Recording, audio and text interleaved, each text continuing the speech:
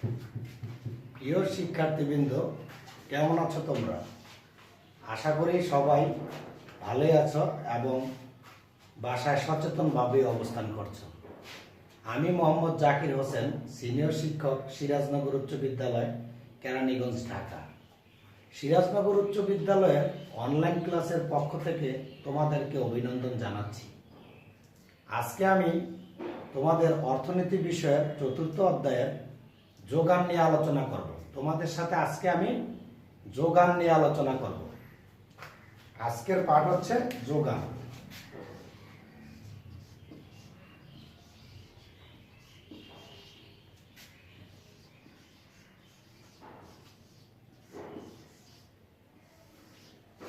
আজকের আলোচনার বিষয় হচ্ছে যোগান। যোগানের ইংরেজি শব্দ হচ্ছে সাপ্লাই। আমরা কি জানতে পারলাম? যোগানের ইংরেজি শব্দ সাপ্লাই। আমরা যোগান আলোচনার পূর্বেই যোগান কাকে বলে সেটা আমি তোমাদেরকে জানাচ্ছি, তোমরা মনোযোগ সহকারে শুনবে।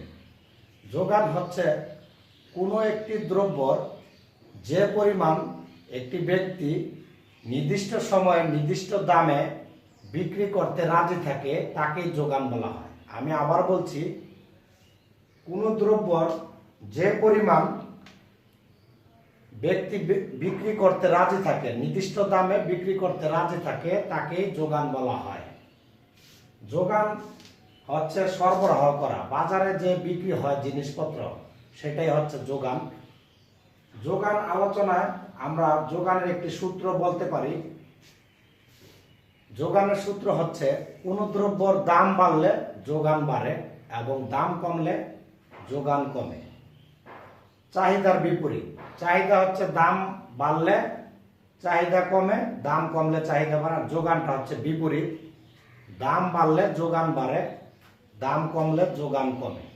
তোমরা হয়তো অনেক সময় দেখেছো যে কুরবানির ঈদের সময় যদি দেখা যায় যে বাজারে বা হাটে গরু সংকটে পড়েছে, তাহলে অনেকেই বাড়ির গাভী দুধ দেয়, সেই গাভীটিও বিক্রি করার জন্য হাটে নিয়ে যায়। তখন দেখা গেছে ষাঁড় গরুর চেয়ে গাভী গরু হাটে বেশি দেখা যায়। এটাতে বোঝা যাচ্ছে যে যদি দাম বাড়ে শোনা যায়, তাহলে বিক্রেতা দ্রব্য সামগ্রী বেশি পরিমাণ বিক্রি করতে রাজি থাকে। আমি তোমাদের বিষয়টি একটি সূচির সাহায্যে দেখিয়ে দিচ্ছি। যোগান সূচি।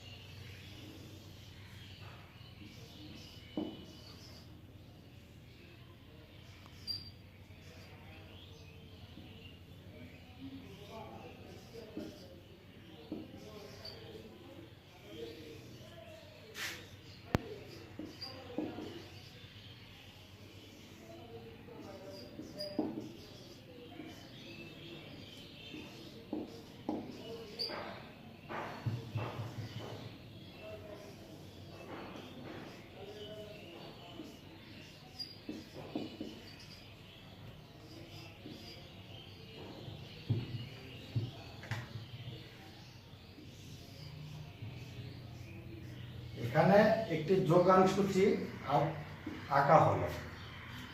যোগান সূচিতে তোমরা মনোযোগ সহকারে দেখবে। প্রথমে এই ঘরে আছে প্রতি একক দ্রব্যর দাম। প্রতি একক দ্রব্যর দাম টাকায়। মনে রাখবে, দ্রব্যর দাম টাকায় প্রকাশ করা হয় এবং যোগানের পরিমাণ কুইন্টাল।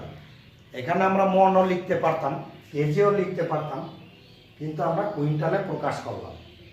এখানে দেখা যাচ্ছে যোগান সূচিতে দ্রব্যর দাম যখন 10 টাকা তখন যোগানের পরিমাণ 30 কুইন্টাল। দ্রব্যর দাম বৃদ্ধি পেয়ে যখন 20 টাকা হলো তখন যোগানের পরিমাণ বৃদ্ধি পেয়ে 40 কুইন্টালে দাঁড়ালো। আমরা দেখতে পাচ্ছি দ্রব্যর দাম আরো বৃদ্ধি পেয়ে যখন 30 টাকা হলো তখন যোগানের পরিমাণ 50 কুইন্টাল। দাম আরো বৃদ্ধি পেয়ে যখন 40 টাকা হলো, প্রতি একক দ্রব্যের দাম যখন 40 টাকা হলো তখন যোগানের পরিমাণ 60 কুইন্টাল। আমরা এখান থেকে বুঝতে পারছি যে কোনো দ্রব্যের দাম বৃদ্ধি পেলে যোগানের পরিমাণ বৃদ্ধি পায়। আমি তোমাদের আরেকটি উদাহরণ দিচ্ছি। মনে করো তোমরা তোমাদের এলাকায় সিম বা বেগুন যাই আছে সবজি বিক্রি হয়, যদি লাউ বিক্রি হয় বাজারে, যদি মনে করো প্রতি কেজি সিমের দাম 1 টাকা হয়, তাহলে সিম বিক্রেতাগণ দেখবে বাজারে সিম নিয়ে যাবে না। কারণ লেবার দিয়ে সিম জমি থেকে পেরে ভ্যান গাড়ি ভাড়া দিয়ে, রিক্সা ভাড়া দিয়ে যাতায়াত খরচ করে 40 টাকা মনে সিম বিক্রি করতে কেউ বাজারে নিয়ে হয়তোবা যাবে না। কিন্তু ওই সিম তারা কি করবে, প্রয়োজনে গরুকে খাইয়ে ফেলবে। কিন্তু যদি তারা শুনতে পায় যে সিম আজকে 5000 টাকা কেজি, তাহলে দেখবে ছোট সিম যেটা 5 দিন পরে ছিঁড়ত জমি থেকে, সেটা আজকে নিয়ে যেত, তাহলে যোগানের পরিমাণ বাড়তো। তাই দাম বৃদ্ধি পেলে যোগান বাড়ে, আমরা তা বুঝতে পারলাম। এখন যোগান সূচি থেকে কিভাবে একটি যোগান রেখা অঙ্কন করা যায় সেটা আমি তোমাদের বুঝিয়ে দিচ্ছি। আশা করি তোমরা যোগান সূচি বুঝতে পেরেছো সবাই।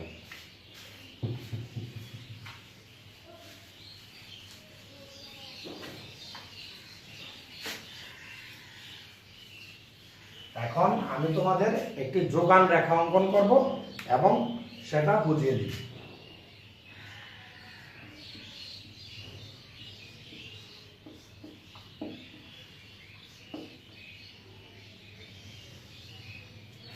সবাই খেয়াল করো।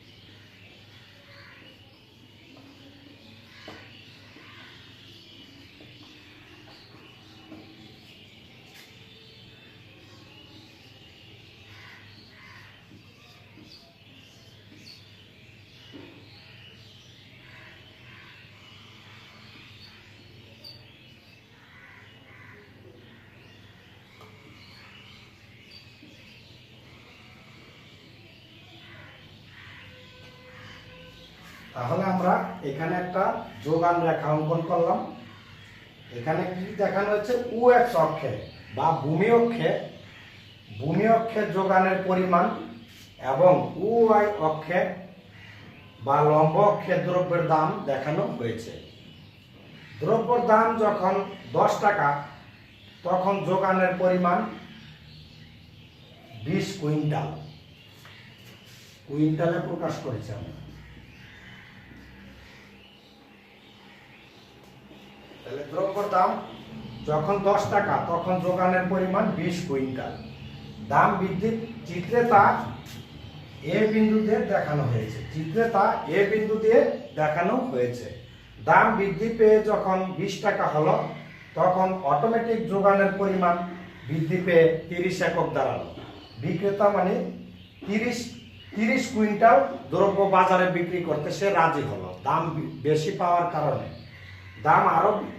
দাম যখন 20 টাকা তখন বিক্রেতাগণ 30 কুইন্টাল বিক্রি করতে রাজি থাকলো। যোগানের পরিমাণ তখন 30 কুইন্টাল। চিত্রে তা বি বিন্দু দ্বারা দেখানো হলো। দাম বৃদ্ধি পেয়ে যখন 30 টাকা হলো তখন যোগানের পরিমাণ দাঁড়ালো 40 কুইন্টাল। চিত্রে তা সি বিন্দু দ্বারা দেখানো হলো। দাম আরো বৃদ্ধি পেয়ে যখন 40 টাকা হলো, তখন যোগানের পরিমাণ বৃদ্ধি পেয়ে 50 কুইন্টালে দাঁড়ালো। চিত্রে তা ডি বিন্দু দ্বারা দেখানো হলো। এখন এ বি সি ডি বিন্দুগুলো আমরা যোগ করতে পারি। এখন এ বি সি ডি বিন্দুগুলো যোগ করে আমরা একটি রেখা পাই, সেটা হচ্ছে এস এবং এস প্রাইম। এই এস এবং এস প্রাইম রেখাটি হচ্ছে যোগান রেখা। যোগান আমরা কি বুঝতে পারলাম, যে দাম বৃদ্ধি পাওয়ার সাথে সাথে যোগানের পরিমাণ বৃদ্ধি পায়, বিক্রেতাগণ তাদের দ্রব্য সামগ্রী বেশি পরিমাণ বিক্রি করতে রাজি থাকে। তাহলে আমরা কি করলাম, এ বি সি ডি বিন্দুগুলো যোগ করে এস এস প্রাইম রেখা পেলাম। এই রেখাটি হচ্ছে যোগান রেখা। যোগান রেখা সবসময় বাম দিক থেকে ডান দিকে ঊর্ধ্বগামী, সেটা খেয়াল রাখবে। তাহলে আজকে আমি তোমাদের কি শিখালাম, যোগান কাকে বলে, যোগান সূচি থেকে যোগান রেখা অঙ্কন, যোগান বিধি তোমরা কিছুটা হলেও শিখতে পেরেছ। আশা করি সবাই বুঝতে পেরেছ। তাহলে আজকে আর নয়, তাহলে আমি এখানেই আমার ক্লাস শেষ করছি। সবাইকে ধন্যবাদ।